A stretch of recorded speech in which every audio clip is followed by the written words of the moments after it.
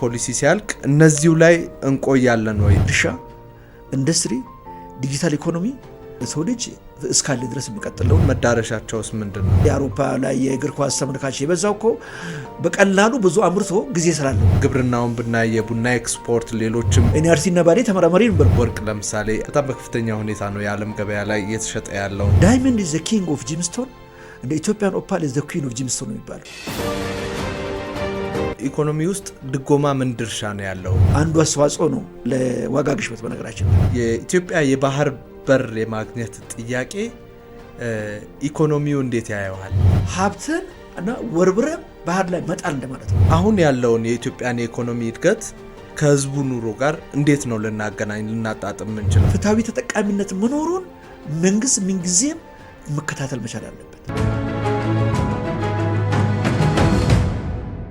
ሰላም ጤና ይስጥልን አድማጭ ተመልካቾቻችን እንደምናላችሁ። ዛሬ ሳምንት የአንድ ጉዳይ ቆይታችንን በኢኮኖሚ ጉዳይ ላይ አድርገን ከአቶ ደረጀ ደጀኔ ጋር ቆይታ አድርገን ነበር። ዛሬ ክፍል 2ቱን ይዘንላችሁ እንቀርባለን። አቶ ደረጀ ደጀኔ በመንግስትና መንግስታዊ ባልሆኑ ተቋማት የኢንቨስትመንትና የኢኮኖሚ አማካሪ ናቸው። እንግዲህ ዛሬ ሳምንት በተለይም ደግሞ አንዳንድ ባዕድ የሆኑ የሙያ ቃላትን ትርጉማቸውን ምን ማለት ናቸው የሚለውን ስናይ ነበር። እንዲሁም ደግሞ ትንሽ ገፋ አድርገን በተለይ የሀገር በቀል ኢኮኖሚ ማሻሻያ ላይ ምንድነው ሐሳቡ፣ ምንድነው እየተደረገ ያለው የሚለውን እሱን ስናይ ነበር። ዛሬ ሰፋ አድርገን ደግሞ እነሱን ጉዳዮች በዝርዝር እንመለከታለን። አቶ ደረጀ በክፍል 2 እዚህ አግኝተናቸዋል። በጣም ነው ማመሰግነው ስለመጡ። ሀሳብ እንዲሰጥ ነው ለህዝብ እንዳካፍል ድል ስለሰጣችሁኝ በጣም አመሰግናለሁ።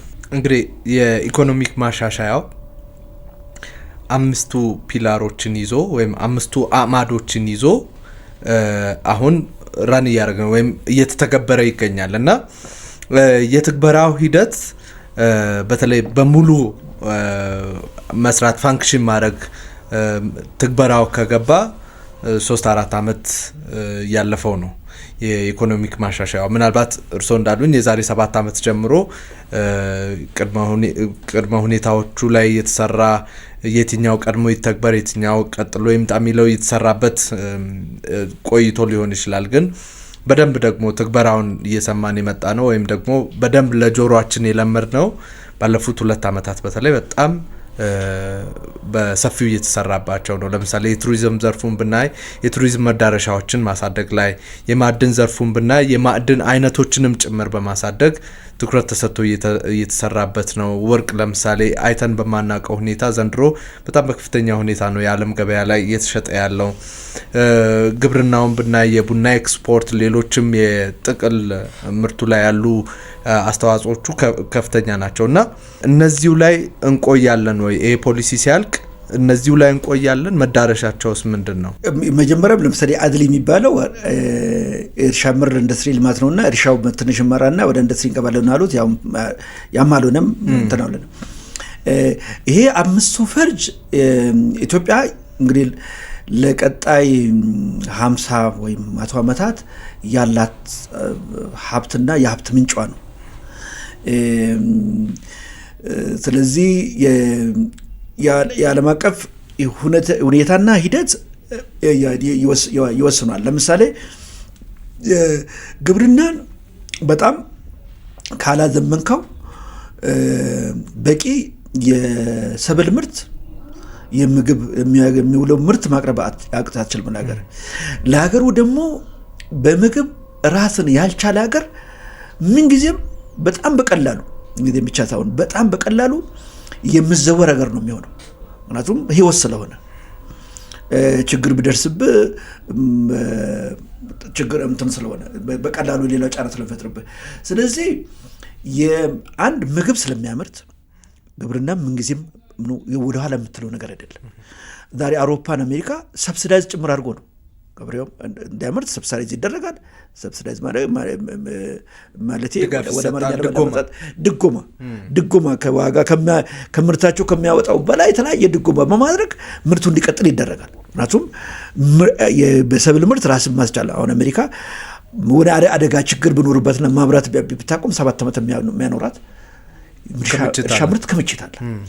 ያም ማለት አንድ ነገር በቂ የሰብል ምርት ከሌለው በቀላሉ ተጠቂ ይሆናል እና ስለዚህ እርሻን የበለጠ እያዘመንን ነው የምንሄደው። ለእኔ አቲንግ ዶክተር አብይም ህልም ነው እርሻን ከተወሰነ ጊዜ በኋላ በሮቦት የሚሰራ መሆን መቻል አለበት። የሚያርስ የሚያጭድ በሮቦት የሚሰራ መሆን አለበት። ያ ዲጂታል ኢኮኖሚ ያንን እንደዛ አድጎ ያ መደገፍ መቻል አለበት። በሮቦት የምታረስ በሮቦት የምትጫድ በሮቦት አረም መድኃኒት አሁንም ተጀምሯል። በእርግጥ የአረም መድኃኒት በእንትኖች በዩኤቪዎች መርጨት ተጀምሯል አልፎ አልፎ እና ከዛ አልፈ ደግሞ እርሻውንም አጨዳውንም በሮቦት ከዛ መስኖንም ጭምር የሚቆጣጠር የሚረጋ የሚከፍት የሚሄደው ነገር ማድረግ አለብን እና አንድ ዲጂታይዝ ማድረግ ነው። ከዛ ሌላው ደግሞ ሮቦቲክስን አሳድገን ለዛ መጠቀም ነው። ስለዚህ የዲጂታል ኢኮኖሚ ብዙ ነገር ውስጥ እየቀደመ ይመጣል የሚል እምነት አለኝ። አንዱ እርሻን ክፍለ ኢኮኖሚ ለማሳደግ ዲጂታል ኢኮኖሚ ዲጂታል ቴክኖሎጂው ማደግ ይጠይቃል። እንግዲህ አምስተኛው ሴክተር የተባለው ሁለተኛ ኢንዱስትሪንም ከማሳደግ እንደዛው ኢንዱስትሪ ሞር አውቶሜትድ እየሆነ ሞር ዲጂታይዝድ እየሆነ ሞር ሮቦቲክስ እየሆነ ነው መሄድ አለበት። ምክንያቱም የሰው ልጅ መስራት አለበት። ሰው የተፈጠረው በምድር ላይ በእኔ እምነት ሰርቶ የሚችለውን ያክል አስተዋጽኦ አድርጎ አካባቢውን ለመለወጥ ማለፍ ነው።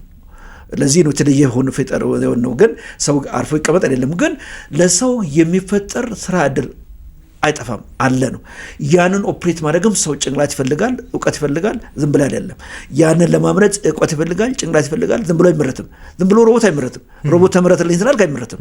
ብዙ እውቀት ይፈልጋል፣ ብዙ ሰው ይፈልጋል ነው የምታደርገው። ግን አላስፈላጊ ድራጀሪ እና እና ሜካናይዜሽን መምጣቱ አርሲና ባሌን አሁን በሰፊው የገባው እዛ ነው። ምን ያክል ነው ምርት ያደገው? እኔ አርሲና ባሌ ተመራማሪ ነበርኩ የዛሬ 35 ዓመት 34 ዓመት እና በአንድ ሄክታር 20 ማግኘት እንድንትን ነበር እልልታ ነበር። ዛሬ ግን በአማካይ 40 አካባቢ ይገኛል ስንዴና ሜካናይዜሽኑ በጣም ስለተስፋፋ እና ስለዚህ ሜካናይዜሽኑ ደግሞ ሞር አውቶሜት ማድረግ ሞር ዲጂታላይዝ ማድረግ ያደረግ ነው መሄድ አለብን እና ያ ሁሉ የአይቲውን ሴክተር ሲያሳድግ የግብርናን ክፍለ ኢኮኖሚ ምርታማነት ያሳድጋል። ስለዚህም ግብርናን ምንም ጊዜም ቢሆን ትኩረት የምንሰው ነገር አይደለም ነው ሰው ልጅ እስካለ ድረስ። አንድ ሁለተኛ ነገር ደግሞ የግብርና ምርት ነው ለኢንዱስትሪ ግባት የሚሆነው። እኔ እናንተ ዛሬ የምንለብሰውን ልብስ ወይ ከሱፍ ነው ወይ ከጥጥ ነው። ይሄ የግብርና ምርት ነው። የሱፍን ቦን በጋርቢው አርብቶ ከበጎቹ መሰብሰብ መቻል አለበት እና ጥጡ ደግሞ ተተክሎ መድረስ መቻል አለበት። ስለዚህ የግብርና ግብዓት በኢንዱስትሪ ፕሮሰስ እንደሚሆነው የሚመጡትን ምግቦች ለማምረት ሌሎች ለሰው ልጅ ተጠቃሚነት የሚውሉትን ምርቶችን ለማምረት ከግብርና ግብዓት የምጠቀም ብዙ ስለሆነ በዛም ሁለቱንም እንግዲህ ምግብን በማቅረብ ለግብርና ግብዓት የተሻለ መንገድ እንዲያቀርብ እንዲችል የግብርና ማዘመኑን ግብርና ኢንቨስትመንት ማድረጉን የግድ ይቀጥላል። ሌላው ኢንዱስትሪ ቅድም እንዳልኩት አውቶሜትድ ይሆናል እና የዓለም ላይ የምታየው ነገር ብታይ የትኛውም ያደገ ሀገር ኢኮኖሚ ኢንዱስትሪ መር ነው። ኢንዱስትሪ ነው ከፍተኛውን ድርሻ የሚይዘው። ኢንዱስትሪው አድጎ አውቶሜትድ ሆኖ ከሀገሩ ምርት በላይ ብቻ ሳይሆን ብዙ እጥፍ ሲያተርፍ ነው ሰርቪስ ሴክተሩ እያደገ ይመጣው። ምክንያቱም ያኔ ሰራተኛውም ብዙ ሌጀር ታይም ወይም የእረፍት ጊዜ እንዲኖረው ይደረጋል። እረፍት ጊዜ ካለው መዝናናት ይፈልጋል። አሁን ለምሳሌ የአውሮፓ ላይ የእግር ኳስ ተመልካች የበዛው እኮ በቀላሉ ብዙ አምርቶ ጊዜ ስላለው ነው። በቴክኖሎጂ ተጠቅሞ በቀላሉ ኢንዱስትሪ ውስጥ የሚሰራው ቶሎ የሚፈልገውን ያመርታል፣ ጊዜ ያለው። ስለዚህ የመዝናኛ ጊዜውን ነው የጨመርክለትና የተጨመረለት። ለዛ ነው ብዙ ተመልካች እዛ ተሰብስቦ ስቴዲየም የምታየውና የአገልግሎት ዘርፉ እንደዛ ያደገ ይመጣል ማለት ነው። ኢንዱስትሪውን ስታሳደግ ለእኔ ኢንዱስትሪው ሳድግ የአገልግሎት ዘርፍ የቀደመ አገር የተለየ የኑሮ ምንጭ የኢኮኖሚ ምንጭ ነው ካልተባለ በስተቀር ጤናም አይደለም፣ ጤና ቢስ ይሆናል።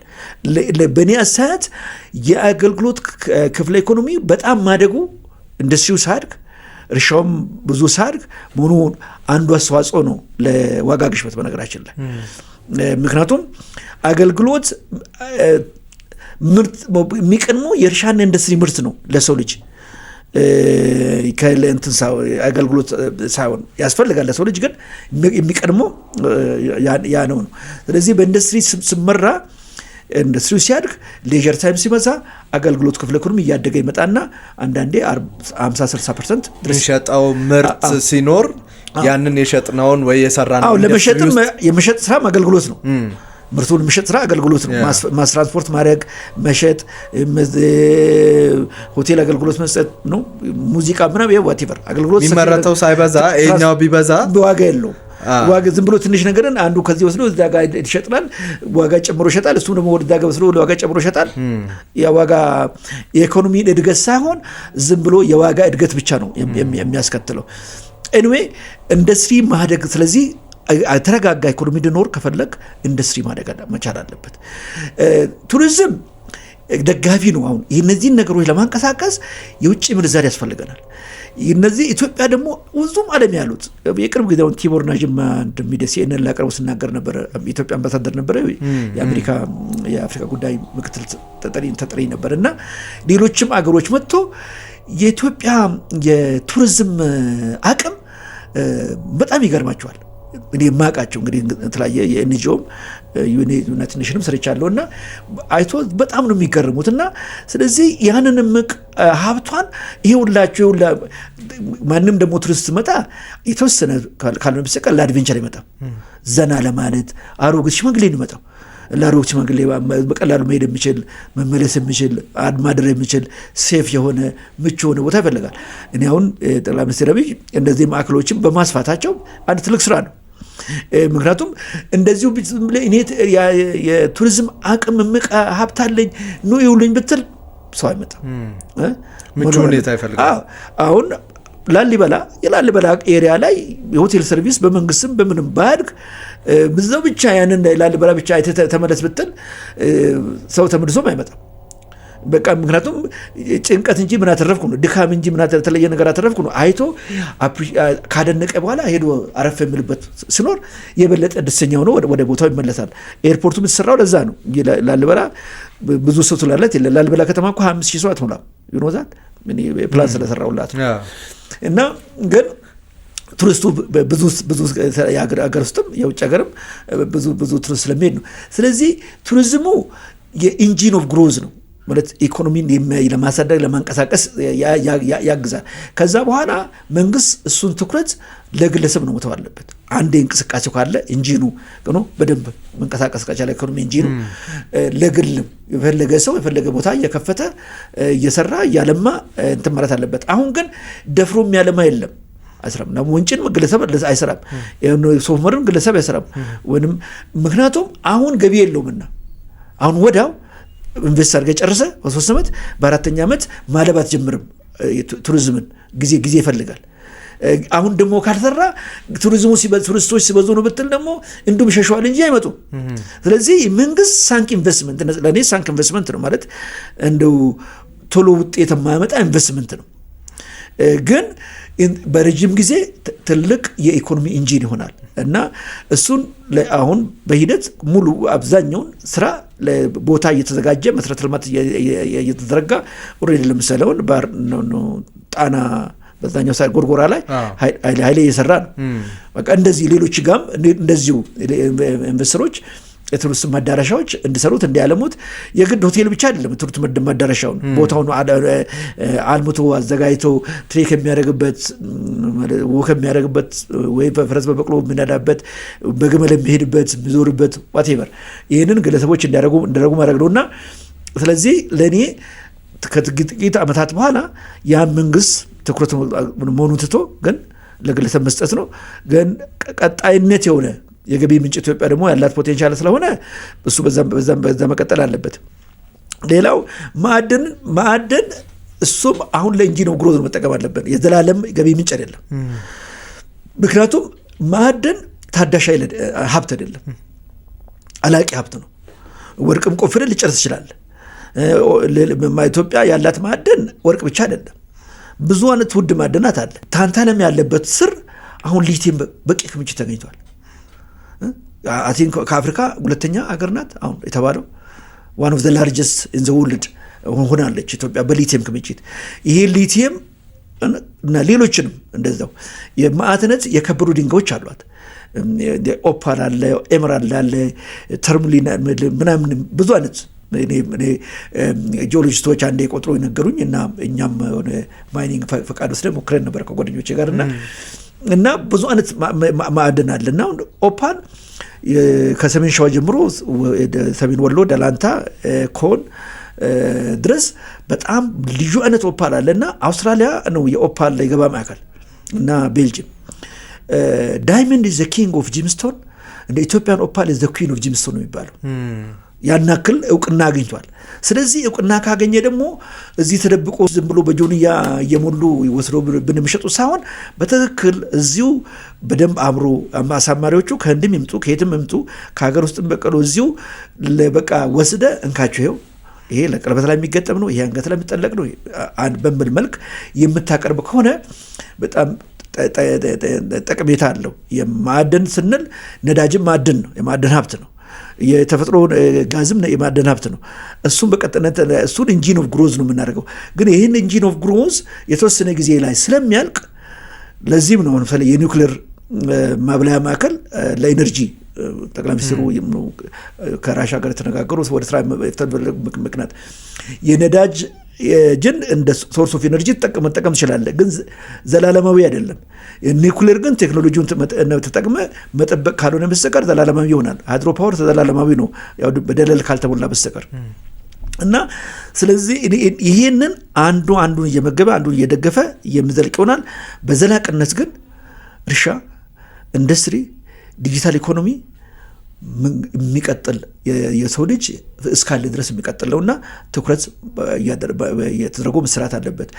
እነሱ ናቸው የሰው ልጅ ዘላቂ ጥቅም የሚሰጡት፣ ሌሎቹ አያስፈልጉም አሁን ደግሞ አንልም። ምክንያቱም ኢንጂን ናቸው፣ ደግኖ ደጋፊ ሞተር ናቸውና እና ኢኮኖሚ ለማሳደግና ከፍ ለማድረግ ያለንን ሀብት አሟጠን በዛ መቀጠል መቻል አለብን የሚል አመለካከት ነው ያለኝ። እንደው ቅድም በመሀልም ስላነሱት አሁን በሰፊው አንድ እንድናነሳ እንፈልገው የድጎማን ጉዳይ ነው።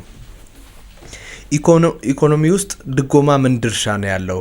እስከ የትስ ድረስ ነው መሄድ ያለበት? አሁን መንግስት ኢኮኖሚውን እየደጎመ ኢኮኖሚውን ብቻ ሳይሆን እያንዳንዱ የዕለት ተዕለት ህይወት ላይ መንግስት ድጎማ ለማድረግ ጥረት የሚያደርግባቸው በጣም በርካታ ዘርፎች አሉና የመንግስት ድርሻ ድጎማ ውስጥ እስከምን ድረስ ነው መሆን ያለበት? መችስ ነው ማቆም ያለበት? እና አሁን እየሄድንበት ያለው አካሄድ እንደ ሀገር ድጎማን በተመለከተ እንዴት ነው የሚያዩት? እሱን እንግዲህ ዓለም ላይ ድጎማ የመጣው የማርኬት ኢኮኖሚ የገበያ ኢኮኖሚ ፐርፌክት አይደለም ነው። በዛም አገልግሎታቸው የተፈለገ ምርታቸው የተፈለገ ግን በገበያ ላይ ደግሞ ያና በቂ ገቢ ማስገኝለት የሚሆኑበት ጊዜ ያ አምራች ያንን ዘርፍ ላይ የተሰማራ አምራች ህብረተሰብ እየተጎዳ ይመጣል። ስለዚህ ያ እንዳይጎዳ እንዲቀጥል ወይም እንዳይቆም ለማድረግ የግድ ድጎማ ይላል። ቀደም እንዳነሳውለን ለምሳሌ ዛሬ ድረስ አብዛኛው አውሮፓ እና አሜሪካ የእርሻውን ክፍለ ኢኮኖሚ ላይ የተሰማሩትን ሰዎች የምደጉመው ለሰው ልጅ ያስፈልጋል። ግን በቃ እዚህ ወደ እኛ ሁሉ ሌላ ሁሉ ከተማ ገብቶ እየኖረ ነው እኔም ይቅርብኝ ይሄ እርሻ ብሎ አሁን ዛሬ 3% ከ3 አውሮፓ እና አሜሪካ በአማካይ እስከ 3-4% ነው ህዝብ ነው እርሻ ላይ ያለው፣ ሌላው ከተሜ ነው። እና እነዚህ 3% በቃ ይቅርብን ብሎ 2% ቢለቅ ከዓመት በኋላ የእርሻ ምርት ይቆማል። ያ ደግሞ ትልቅ የሰው ልጅ አደጋ ነው።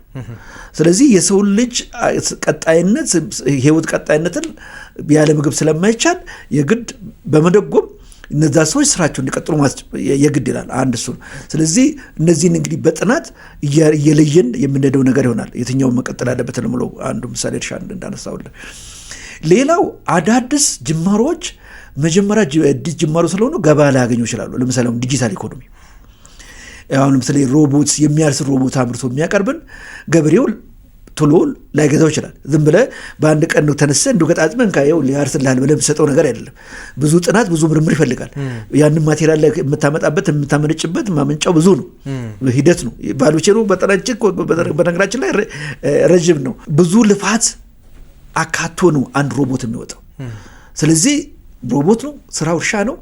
ዝም ብሎ በቀላል ዋጋ ሽጥ የምትለው አይደለም። ስለማያዋጣው በቃ ሰሪው አይሰራም። ለዘላቂነት ግን ያስፈልገናል ቀደም እንዳልኩት። ስለዚህ እንደዚህ አይነት ጅምር ቴክኖሎጂን ደግሞ እንዲያድግ የግድ መንግስት መደጎም አለበት። አሁን በቅርቡ አይ ቲንክ ሶማሌ ክልል ሆኖ ነው ጠቅላይ ሚኒስትሩ የተናገሩት ባሶችና ትራኮች በተፈጥሮ ጋዝ የሚሰሩ ያለ ቀረጥ እንዲገቡ እኮ ማለት ሰብሲዲ ነው። ልታገኝ የነበረውን ገንዘብ ነው ልታገኝ የነበረውን ገንዘብ ነው ተውክለት። የኤሌክትሪክ ቬክል እንዲመጣ ያደረገበትና የምትፈልገውን ቴክኖሎጂ አገር ላይ ለማስፋፋት የኤሌክትሪክ ቬክልም ለምሳሌ እንደዚህ አይቀጥልም። ሰው እስኪላመድ ድረስ ነው ከቀረጥ ነፃ እንዲገባ ተደረገው። ሰው ተላምዶ ሁሉም ሰው ኤሌክትሪክ ቬክል ተጠቃሚ ሲሆን መንግስት ወደ መደበኛው ታክሴሽን ይገባል። ምክንያቱም ያለ ታክስ መንግስት አይኖርምና እና እንደዚህ አይነት ቴክኖሎጂዎችን ጅምር ቴክኖሎጂዎችን ለማበረታታት የግድ ድጉማ ማድረግ አለበት። ስለዚህ ኢትዮጵያ እንግዲህ በአጠቃላይ ምርታማነታችን ከፍ ስል አንድ ሰው አምርቶ ለገባ የሚያቀርበው እሱ ከሚፈልገው ብዙ እጥፍ በሚሆንበት ጊዜ ለምሳሌ የእርሻን ክፍለ ኢኮኖሚ የኢንዱስትሪም እንደዛው በሚሆንበት ጊዜና የሰው የገቢ መጠን ሲመጣጠን ሲባል በእርግጥ በተአምር እኩል አይመጣም፣ ግን ሲመጣጠን ያኔ ድጎማ ይቀራል። አሁን ከነዳጅ ድጎማ ነሳን ብለዋል። ልክ ነዳጅ ሲጨምር አጓጓዦቹ አዋጣንም ይላል፣ ብዙ ይጨምራል። ነጋዴው ደግሞ እንዱም ተጨምሮለት ነው ስንት ብር አውጥቼ ነው ያመጣሁት ይላል፣ ይጨምራል።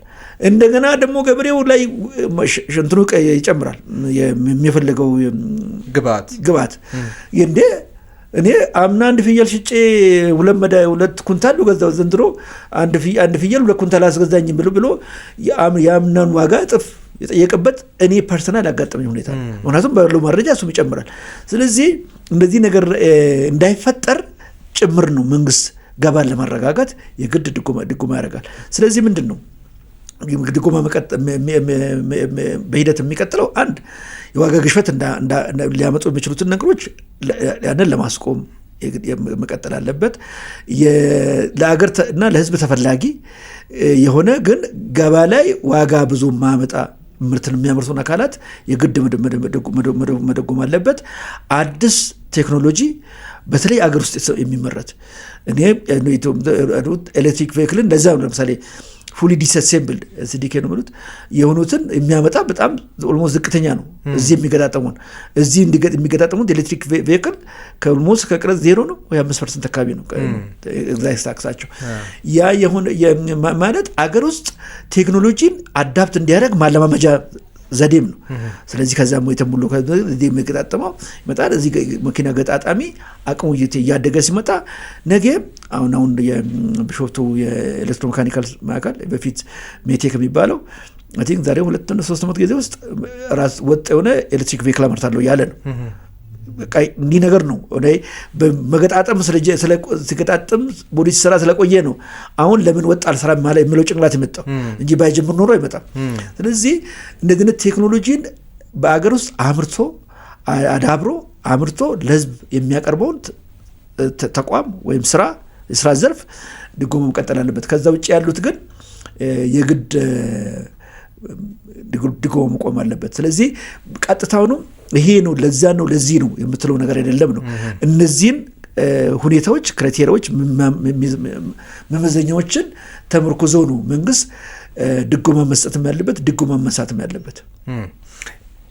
ኢኮኖሚ አደገ፣ የሀገራዊ ጥቅል ምርት አደገ፣ ጂዲፒያችን በዚህ ያህል አደገ፣ የሀገር ኢኮኖሚ በዚህ ያህል አድጓል እያለን እናወራለን። ጉዳዩ ከፔር ካፒታል ኢንካም ወይም ደግሞ የነፍስ ወከፍ ገቢ ጋር ግንኙነቱንና አሁን ያለውን የኢትዮጵያን የኢኮኖሚ እድገት ከህዝቡ ኑሮ ጋር እንዴት ነው ልናጣጥም የምንችለው? አንዳንድ ነገሮች ተወደዱ፣ አንዳንድ ነገሮች እንደዚህ ሆኑ የሚሉ ነገሮች ስላሉ እንዴት ነው ልናጣጥም የምንችለው? ኢኮኖሚ ቅድም እንዳልኩት ኢኮኖሚ እድገት ሁሉ ወጥ አይደለም። ዩኤንዲፒ የዛሬ 25 ዓመት ነው ለአራት ከፈለ እንዳልኩ። በእርግጥ ምንድነው የፐር ካፒታ ኢንካም የምንለው ነፍስ ወከፍ ገቢ የምንለው የፍትሃዊ ገቢ ተገኘ ማለት አትችልም።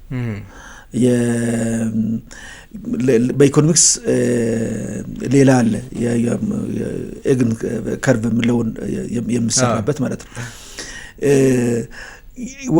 በዋናው ጉዳይ ምንድን ነው ነፍስ ወከፍ ገቢ አጠቃላይ የሀገሪቱ ምርት። ለምሳሌ እንግዲህ የኢትዮጵያ ኢኮኖሚ ከዛ 2 ዓመት በፊት የጎልድማን ሳንች እንደተመረየው እኛም ሲሙሌሽን ፎርሙላ ውስጥ ከተን ሪሃርስ ማነው እንደገና ስናየው የዛሬ 12 ዓመት የኢትዮጵያ ኢኮኖሚ 1 ትሪሊየን ይሆናል። በጣም ትልቅ ነው። የኢትዮጵያ ሕዝብ ብዛት ወደ 290 አይደለም ወደ 150-60 ሚሊዮን ይሆናል። ስታካፍለው ዛሬ አሁን ነው ወደ $1,000 አካባቢ ነው። $1,000 ምናምን ዶላር ነው ነፍስ ወከፍ ገቢያችን እና $5,000 በላይ ይሆናል በአመት የምናገኘው ማለት ነው። ነፍስ ወከፍ ገቢ ያ ነፍስ ወከፍ ገቢ እንግዲህ የሚሰለው አጠቃላይ ኢኮኖሚ ውጤት የአመቱ የተመረተው ቁስና አገልግሎት ተደምሮ ለህዝቡ ሲካፈል የምናገኘው ነው። ያ ማለት ሁሉ ፍትሃዊ ተጠቃሚነት አለ ማለት አይደለም። ስለዚህ ዌልፌር ኢኮኖሚክስ ፍትሃዊ ተጠቃሚነት መኖሩን መንግስት ምንጊዜም መከታተል መቻል አለበት። አንዳንዴ ለምሳሌ የተወሰነ መክታትም ካለበት ለምሳሌ ኢኮኖሚ እድገት የሚገታውን ለምሳሌ ባለፈው ጊዜ የተወሰኑ ነገሮች የተወሰነ ንግድ እንቅስቃሴን ኢንቨስትመንት እንቅስቃሴን የሞኔታሪ ፖሊሲው እንትን ብሎታል፣ አስቆሟል። ሰዎች ብር አጣን፣ አሁን ንግዱ አይደለም ብር ዶላሩ ሳይሆን ብር ሰጥተን የምንቀበለው ብር የምንሰጠው ብርና ዶላሩን መቀበል የምንሰጠው ብር ነው ያጣነው እንትን ብለው ደርሰዋል። ግን ዋጋ ግሽበት ዜጋውን ከማስጨነቅ ያናክል የግድ እንደዛ ማረጋገጥ ነው ያስፈልጋል። እንትን ሚዛን ላይ አስቀምጥ አለ የትኛው ነው የበለጠ ለሀገር ለዜጋ የሚጠቅመው የምለውን ነገርና ስለዚህ ለኔ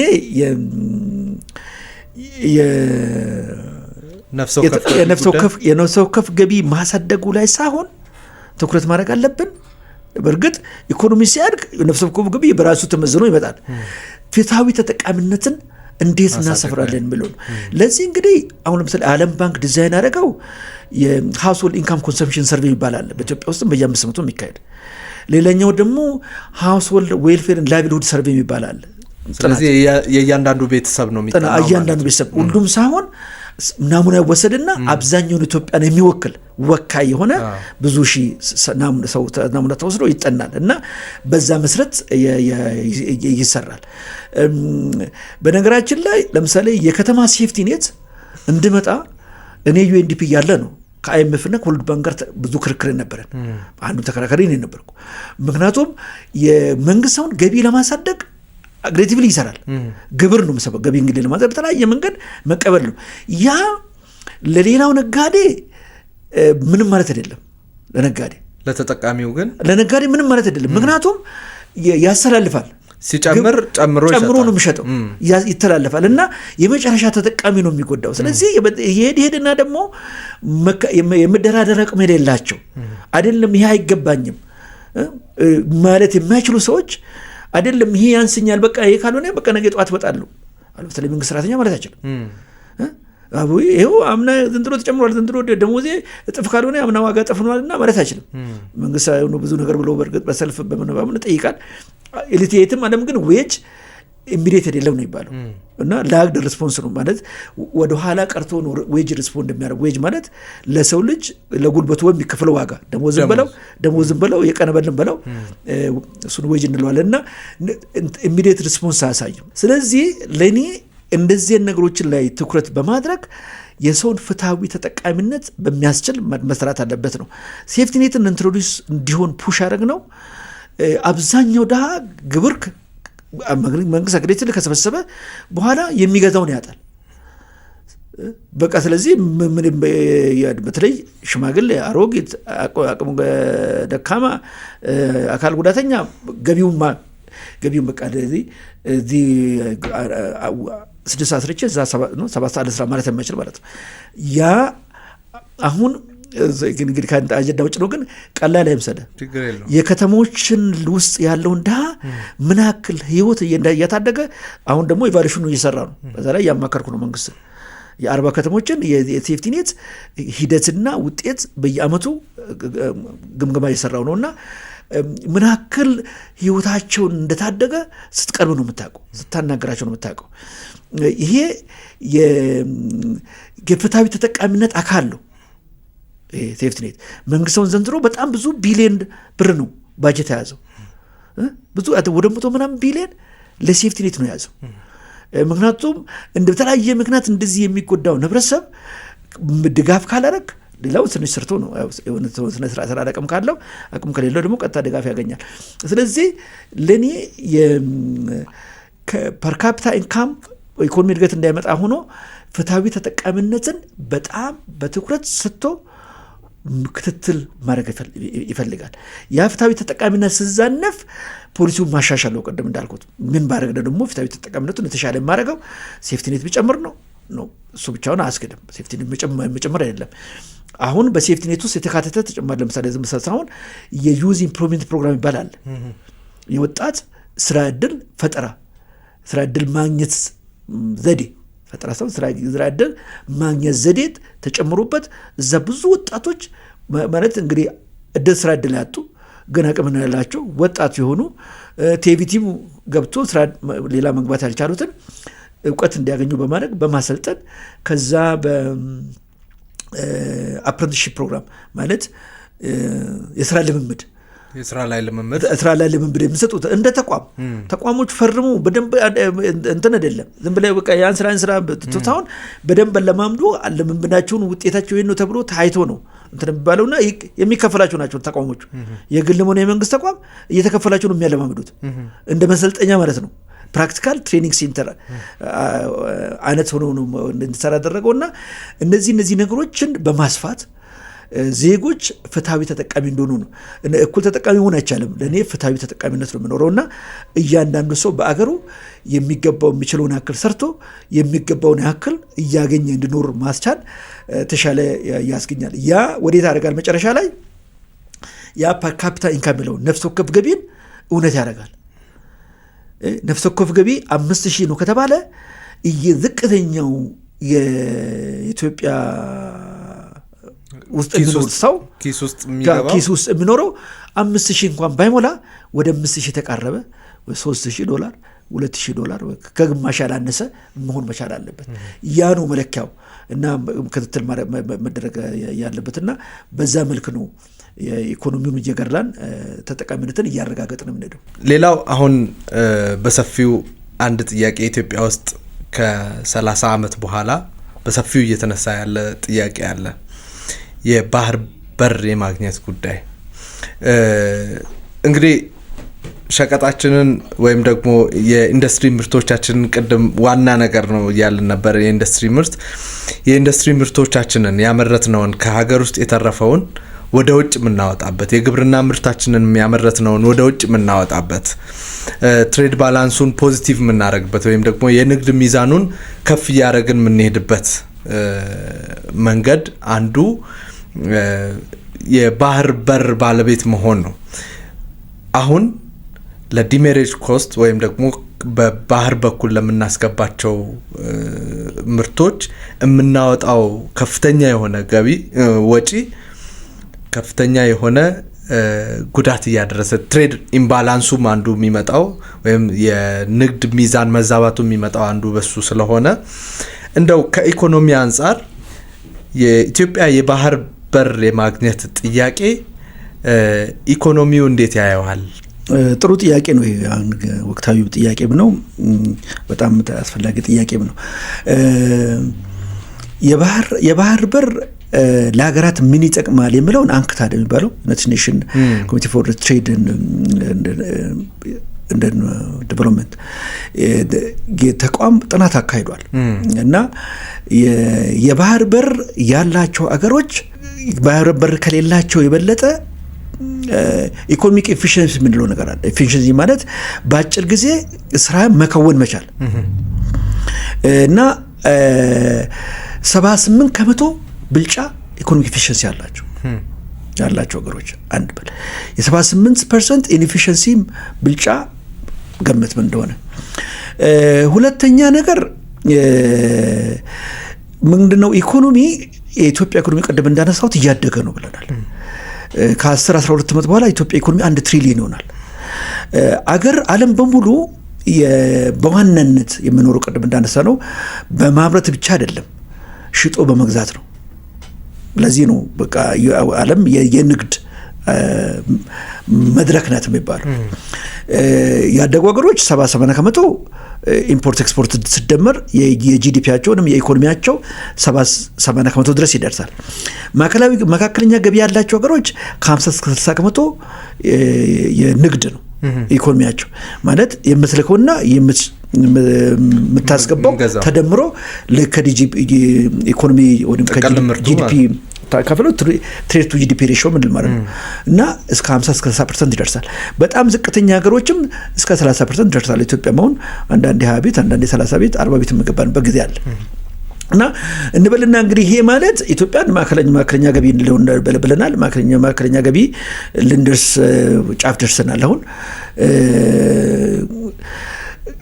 እሱ ብቻ ሳይሆን የኢትዮጵያ ኢኮኖሚ አሁን እየተመነደገ ነው፣ እያደገ አይደለም፣ እየተመነደገ ነው። ከዛ አንጻር 1 ትሪሊዮን ኢኮኖሚ ከሆነ ከ10 ዓመት በኋላ በዶላር ነው 1 ትሪሊዮን ዶላር ኢኮኖሚ ከሆነ ያው በብሩ ደርሰናል ብዬ ነው 2 ትሪሊዮን ዶላር ነው ማውራት። ዓለም አቀፍ ውድድር ኢትዮጵያ ጂዲፒ በብር ተተምኖ እና ባጀት ነው እንጂ ኢኮኖሚ በብር አይተመንም። እና 1 ትሪሊዮን ዶላር ኢኮኖሚ ከደረሰን 50% ንግድ ከሆነ የምናስገባውና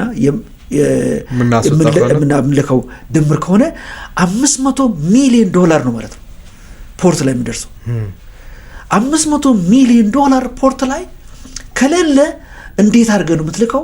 እንዴት አድርገህ ነው የምታስገባው? አሁን ኢትዮጵያ 20 ቢሊዮን አካባቢ ነው 20 ቢሊዮን 25 ቢሊዮን ኢምፖርት ኤክስፖርት ደመር የሆነው ለዛ ከ2.5 እስከ 3 ምናምን ቢሊዮን ዶላር ነው በአመት የምንከፍለው። ኒሊ 10% አካባቢ ነው የምንከፍለው። የ500 ቢሊዮን 10% ስንት ነው? ወደ 5 ቢሊዮን 50 ቢሊዮን አካባቢ 50 ቢሊዮን ዶላር ውጭ ልናመጣ ነው።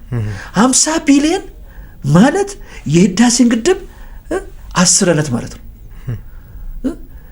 የህዳሴን ግድብ 10 ዓመት ማለት ነው። 50 ቢሊዮን ማለት ስንት አውሮፕላን ገዝተህ ለኤር ትራንስፖርት የምታውልበት ነው ማለት ነው።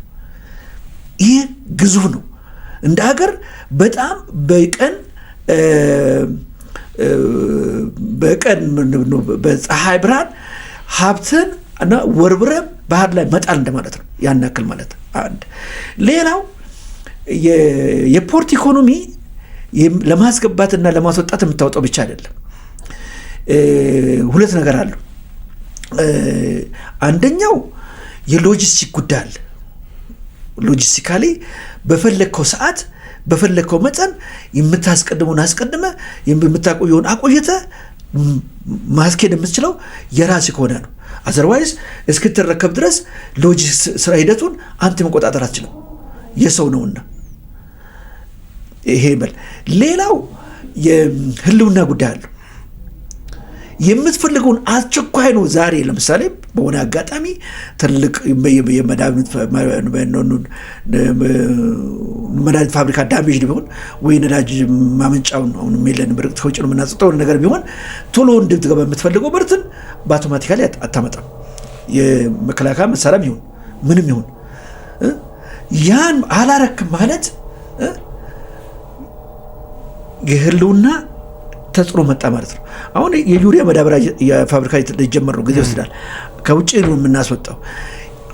ይህ የማንም ፖርት ይሁን የጅቡቲ ይሁን የኬንያ በቃ የሆነ ነገር ነው ዓለም አቀፍ የሆነ ነገር ደርሶኛል፣ እዚህ ውስጥ የሆነ ነገር ጥርጣሬ ገብቷል ወይ አይሲሲ አዞኛል አላስገባም ብላ ብታስቆም ለአንድ ወር ምን ያክል የምርት መዛነፍ እንደመጣ ገምት።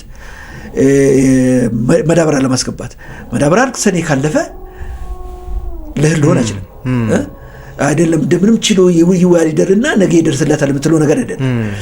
መድኃኒት እንደዛ ነው። ብዙ ታማሚ የተለያየ ሰዎች አሉ። በየቀኑ ካልወሰደ ሊሞት የሚችል ለአንድ ወር ለሁለት ወር ያ ብዙ ኮንቴነር ነው በአንድ መርከብ የመጣው መድኃኒት ቢቆም ቢባል ስንት ሰው ነው ህይወቱ የሚያልፈው? ነዳጅ እንደዛ ስታክ ብታደርግ ተሳስረቅ ለጥቀር ነው። አሁን ባለን ሁኔታ በነዳጅ የሚንቀሳቀስ ተሽከርካሪ የምንጠቀመው። ስለዚህ ህልውናን የሚፈተን ነገርም ነው። እሱ እንዳለው ነው። ግን ከኢኮኖሚ አንጻር ሎጂስቲኩን ሃንድል ብታደርገው አንድ ያን ያክል ወጪ የሀገር ይሆናል። ለዛ ለምታወጣው እንደገና ተጨማሪ መንግስት ከታክስም ገቢ ያገኛል። ከኢምፖርት ኤክስፖርቱ ከመክፈል ብቻ ሳይሆን እዛ ከዛ እንቅስቃሴ ታክስ ሰበስባል።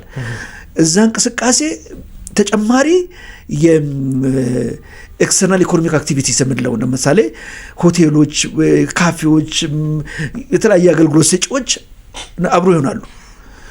ዌራው ሰጪዎች፣ ኮልድ ቼን አገልግሎት ሰጪዎች ብዙዎቹ። ስለዚህ ቢያንስ ኢኮኖሚው የ500 ሚሊዮን ነው የ500 ቢሊዮን ዶላር ኤክስፖርት እና ኢምፖርትን የሚያስተናግደው ከተማ ወይ ፖርት በጣም ብዙ ሺህ ሰው ምናልባት ሚሊየንስ ልጠጋ የሚችል ሰው ስራ ዕድል ይፈጥራል። ይሄ የሀገር ጥቅም ነው እና ከዛ መንግስት ታክስ ይሰበስባል፣ ተጨማሪ ልማት ይሰራል። እኔም አንተም ልጆች የምንማሩበትን ትምህርት ቤት የምንታከምበትን ሆስፒታል በቀላሉ ሄደን የምንመጣበትን መንገድ በቀላሉ ሄደን የምንመለስበትን ሬልዌይ ይሰራበትና ያኑ እንደገና ደግሞ ኢኮኖሚውን አንዱ ለአንዱ ግባት እየሆነ የሚያሳድገው። ስለዚህ በአጠቃላይ ስናይ ኢኮኖሚ ተጠቃሚነትን በጣም የሚያሳድግ ቅድም በቁጥር እንዳስቀመጥኩት የፍትሃዊ ተጠቃሚነትን የሚያሳድግ የህልውናን ችግር እንዳይኖር የሚያደርግ ነው። የፖርት ባለቤት ወይም የባህር ወደብ በር ባለቤት መሆንና ለኔ ይሄ አገራዊ ጥያቄ ነው። ለምሳሌ አንዳንድ ሰዎች አሉ እንደው ይዞሩባቸው ሊሆን ይችላል። የፕራይም ሚኒስትር አብይ እንደዛ ለዚህ ነው አነሳመለው። የአብይ ጥያቄ አይደለም ይሄ ሀገራዊ ጥያቄ ነው፣ ብሔራዊ ጥያቄ ነው። ሁሉም ለምሳሌ ያን ኢትዮ ኤርትራ ጦርነት በፊት ዛሬ እኔ ወጣት በነበርኩ ጊዜ እና የባህር ጨው የሚመረትበትን ባህር ልወስዱብን ነው ሲባል እኔ ዱላም ቢሆን እጄ እዋጋለሁ በአባቴ ጦርም ቢሆን እጄ እዋጋለሁ ብሎ የተዋጋው ሰው አንዱ ለባህር በር ነው የነበረው። ይሄ አገሩ በሙሉ ማለት ነው። በቅርብ ጊዜ ደግሞ የባህር በር ጥያቄን አጉልቶ ስላነሳ ነው በዋናነት ቅንጅት የህዝብ ድጋፍ ያገኘው። አዲስ አበባ ላይ ሙሉ በሙሉ ያሸነፈቻሉ ሌላ አይደለም፣ የባህር በርን ስላነሳ ነው። ያ ማለት ምንድን ነው? ይሄ ህዝባዊ ጥያቄ ነው፣ ብሔራዊ ጥያቄ ነው። የአንድ ሰው፣ የአንድ መንግስት፣ የአንድ ፓርቲ ወይም የአንድ ግለሰብ፣ የአንድ መራሄ መንግስት ጥያቄ አይደለም። ይሄ ብሔራዊ ጥያቄ ነው። ምናልባት ዶክተር አብይ አህመድ በህዝቡ ውስጥ ስለኖረ ስላደገ ከልጅነቱ ጀምሮ የተለያየ ነገር የሚባለውን ይሄ ብሔራዊ ጥያቄ ልቡም ውስጥ ነው ስላለ ነው በድፍረት ይዞ የወጣው እንጂ ዲፕሎማቱ ነው መኖር አቅቶት አይደለም። እና የኢኮኖሚ ተጠቃሚነታችንን በጣም በከፍተኛ ታድጋል። ቢያንስ 50 ቢሊዮን ዶላር ከ10 ዓመት በኋላ የማንስን ወጪ ይቀንስ ነው ለሀገራችን ያደርጋል። በሚሊዮን ሊቆጠር የሚችል ቢያንስ በመቶ ሺህ የሚቆጠር ሰው ስራ ዕድል ይፈጥራል እና ሉዓላዊነታችንን ያስከብራል። እነዚህ 3 መሰረታዊ ነገሮች የባህር በር እንድናገኝ ይግድለናል። አሁን እየሄድንበት ባለው መንገድ በተለይ ኢኮኖሚው ሊበራል የመሆኑ ነገር ክፍት እየሆነ አንዳንድ ሴክተሮች ክፍት እየሆኑ እየመጡ ነው። ይሄ ወደ ሊበራል ኢኮኖሚ የምንሄደው መንገድ ለምሳሌ ባንኮች ላይ ክፍት ማድረግ አንዳንድ የልማት እንቅስቃሴዎች ላይ ከዚህ በፊት መንግስት ብቻ ይዟቸው የነበሩ የልማት እንቅስቃሴዎች ላይ መሳተፍ አይነት ነገሮች እንደዚህ እየመጡ ነው እና የዚህ መዳረሻው ምን ሊሆን ይችላል? ሊበራል ኢኮኖሚን ሙሉ በሙሉ ገዝተን ኢኮኖሚያችን ፖሊሲ ወደዛ አድርጎ እንደሱ ነው የምንሆነው ወይስ ደግሞ መንግስት ሚዛናዊ በሆነ መንገድ አሁንም የሚያስኬዳቸው ነገሮች ይኖራሉ የሚለውን በደንብ ካየ ነው። አንዳንድ ሰዎች እንትን ብለዋል። ግን ሊበራል ኢኮኖሚክ ቲዮሪን አይደለም መንግስት አዳፕት እያደረጋለሁ። ለእኔ ስትራቴጂክ ኦፕኒንግ አፕ ነው የምለው። ስትራቴጂክ ኦፕኒንግ አፕ ስልታዊ ኢኮኖሚን የመክፈት ሂደት ነው ለምችለው። ምክንያቱም ኢኮኖሚን ቅድም እንዳነሳው እንደ ቻይና ቆልፈ በራስ ብቻ ነው የምሰራው ካልክ አታድግም፣ ቀጭ ነው የምትቀረው። ምክንያቱም ዓለምን በሙሉ የንግድ እንቅስቃሴ ነው። በቤተሰብ ደረጃ ውስጥ ለምሳሌ ገጠሬውን የገበሬው እኮ አይደል ብዙ የተለየ እንትን ብሎ ኖሮት አይደለም፣ ግን ምርቱ ለምን ነው ገበያ አውጥቶ የሚሸጠው? የሚበላ የሚጠጣ ስላጣ አይደለም፣ በቃ ሌላ ነገር ስለሚያስፈልገው ነው። ስለዚህ የኢኮኖሚ እንግዲህ ከቲዮሪም ጀምሮ ፕሮዳክሽን ኢዝ ዘ ዶር ኦፍ ዴቨሎፕመንት ኤንድ ትሬድ ኦር ማርኬት ኢዝ ዘ ኪ ዛት ኦፕንስ ዘ ዶር ነው። በሩን ኢኮኖሚውን በር የምትከፍተው መናገድ ነው፣ መለወጥ ነው። ያም ነው ስፔሻላይዜሽን የሚያመጣውና እስከዛ አንጻር የግድ ከፈት ማድረግ አለበት። ሊበራል ኢኮኖሚክስ ቲዮሪ ሁሉን ነገር ለግለሰብ መተው ነው። መንግስት ጸጥታና ደህንነትና ስርዓት ማስከበር ውጪ ነው፣ እሱ አይደለም። አሁን ባንኮችም ሲከፈት ካየኸው ያኔም የዛሬ 2 ዓመት በዚህ ጉዳይ ላይ መብራት ስቼ ነበር ለአንድ ሚዲያ።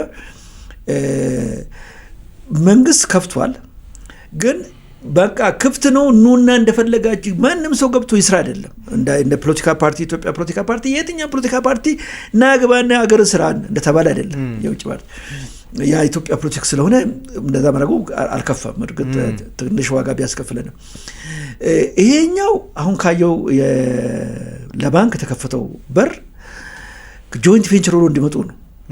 ብቻውን ሰብሲዲሪ እንዲከፍት አይደለም። ከኢትዮጵያ ባንክ ጋር በጋራ ግንባር ፈጥሮ የሚሰራ ባንክ መገብቶ መስራት ይችላል። የኢትዮጵያ ባንክ ጋር እስከ 30 ነው 40% ሼር ገዝቶ ነው የሚገባው ወይንም ብር ይዞ ይመጣል። ኢትዮጵያ ባንኮች አንዱ እንበልና አዋሽ ካፒታሉ 1 ትሪሊየን ብር ከሆነ 300 ቢሊየን ብር ነው ድረስ ነው ወይ 400 ቢሊዮን ድረስ ነው ይዞ ይመጣው ከአዋሽ ጋር ለመስራት። አዋሽ ጋር ተባብሮ አዋሽ ጋር ገባን። አዋሽ እንደምናምን ልክ መተዶር አዲስ የሚባል ፋብሪካ ታውቃለህ? ጎማ ፋብሪካ የምንድን ነው? ጎማ ፋብሪካ መተዶር የሚባል የቼኮስሎቫኪያ ኩባንያና አዲስ ሳይርስ የሚል የአዲስ ጎማ ፋብሪካ መተዶር ግማሹን ገዝቶ ነው የገባ። እዛ መተዶር አዲስ ተባለ። ልክ እንደዚህ አዋሽ ሰሞኑ ተብሎ ወደ ስራ ይገባል ማለት ነውና ይሄ ሁለት ነገር ነው አድቫንቴጁ። አንደኛው ቅድም እንዳነሳ ነው ያለ ኢንቨስትመንት አገር አታድግም።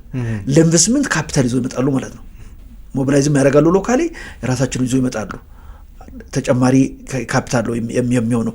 ሁለተኛ ደግሞ አድቫንቴጅ እንደዚህ ማድረጉ ለምሳሌ በጆይንት ቬንቸሩ እነሱ በኢፊሽንሲ ብዙ አድጓል። የባንክ ኢንዱስትሪን ለብዙ 100 ዓመታት ነው እና ያደረጉት።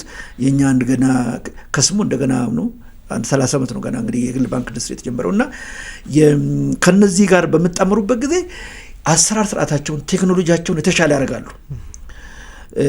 ለነሱ ለምሳሌ ለኢምፖርት ለምታደርገው ለመክፈል እዚህ ማውስ ክሊክ ነው። እዚህ ክሊክ አደረግ ቻይና ጋር አሜሪካ ጋር ከፈለ በቃ ይሄ ከዛ ደግሞ የምልክለትም ሰው ከፈለ ይኸው ደረሰ ነው። ዊዝን ሰከንድ ትራንዛክሽኑ አልቃል።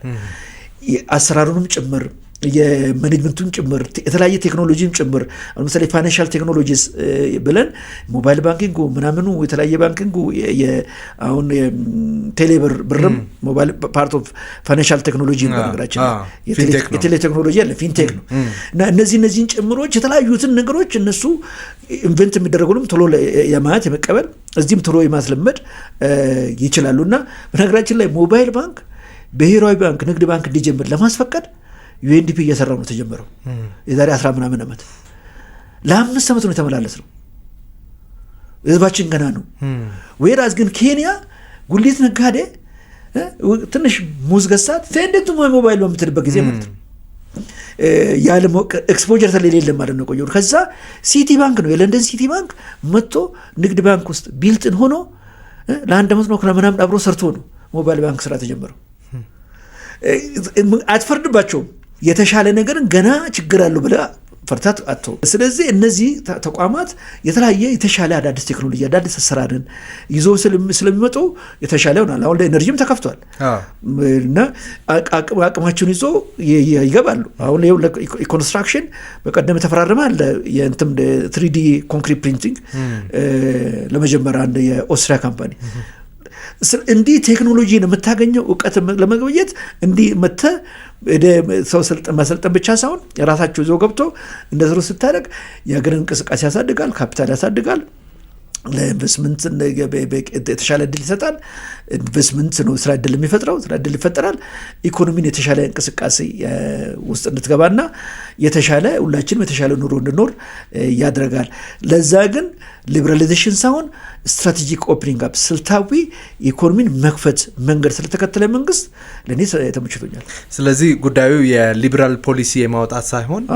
ስትራቴጂካዊ የካፒታል ከፈታ ነው በርከፍቶ ካፒታልን የማግኘት መንገድ ነው ይሄ ቴክኖሎጂና አሰራር ተሻለ አሰራሮችን ወደ ሀገር እንድላመድ የማድረግ ነው እና በዛ መልኩ ነው መታየት አለበት በጣም ነው ማመሰግነው እኔም ስለጋበዛችሁኝ ሐሳቤን ለህዝብ እንዳካፍል ስለአረጋችሁኝ ከልብ አመሰግናለሁ አድማጭ ተመልካቾቻችን በሁለት ክፍል ያሰናዳ ነው የአንድ ጉዳይ ዝግጅታችን እዚህ ላይ ተጠናቋል የኢኮኖሚ ጉዳይን አንስተን ከአቶ ደረጀ ደጀኔ ጋር ቆይታ አድርገናል እሳቸው ሐሳባቸውን ሊያጋሩን እዚህ ስለተገኙ በእናንተ ስም ከልብ እናመሰግናለን እናንተንም ስለተከታተላችሁ እናመሰግናለን መልካም ጊዜ ይሁንላችሁ